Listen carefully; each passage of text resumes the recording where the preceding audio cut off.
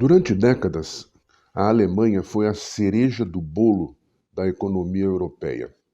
Seus pilares eram uma grande estabilidade monetária com um mínimo de inflação, um sistema de transporte muito eficiente, um padrão de consumo interno alto e estável, e uma pauta de exportações e importações de alto padrão.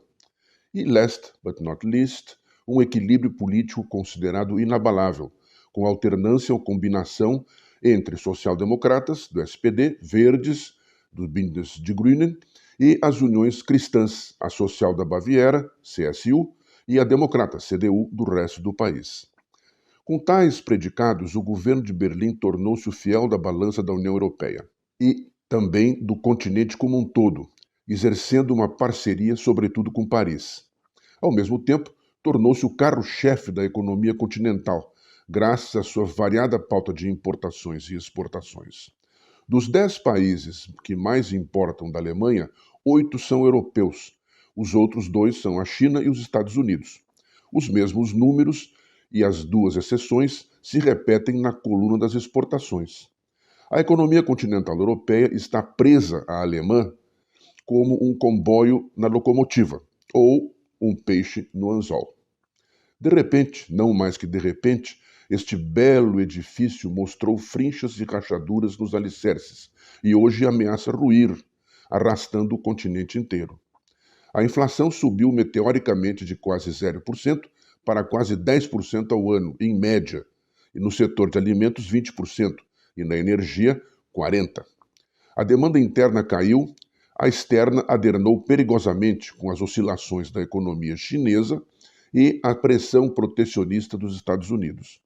A indústria alemã, carro-chefe das exportações e importações, sobretudo de veículos, autopeças, acessórios, de produtos farmacêuticos, artefatos elétricos, aviões, helicópteros, além de outros, entrou em depressão. No começo de 2023, o FMI previu uma retração de 0,1% na economia do país.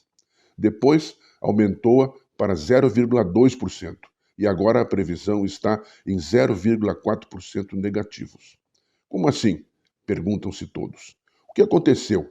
As respostas são várias e variadas, mas há alguns pontos de convergência. Em geral, se apontam as consequências da guerra na Ucrânia como o principal fator inflacionário, sobretudo nos setores já em destaque, alimentos e energia.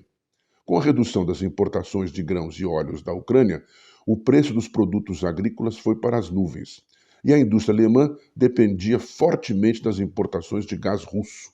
Com as sanções econômicas impostas à Rússia, esta apertou a torneira do fornecimento, além de os gasodutos que ligavam um país ao outro terem sofrido atentados até hoje sem explicação oficial. Apesar das declarações otimistas em contrário, o efeito imediato sobre a indústria alemã foi muito pesado. Há outros fatores menos evidentes entre as raízes da crise. A pandemia atingiu duramente o comércio, provocando o fechamento inicial de pequenas lojas e logo depois também de algumas grandes, com o aumento exponencial de compras pela internet, que permanece em alta até hoje. As reformas de inspiração neoliberal implementadas no começo do século, com o aperto nos investimentos sociais e a compressão das aposentadorias, começaram a cobrar o seu preço, diante de uma população cujo envelhecimento cresce a olhos vistos.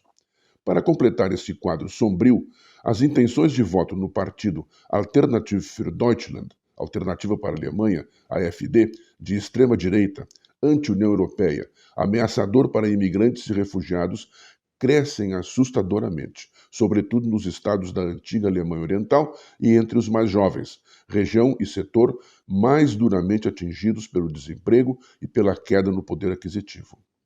O AfD está em segundo lugar nas pesquisas, atrás apenas da CDU, a União Democrata Cristã, que, pressionada pela deserção de eleitores, vem tornando seu programa cada vez mais conservador.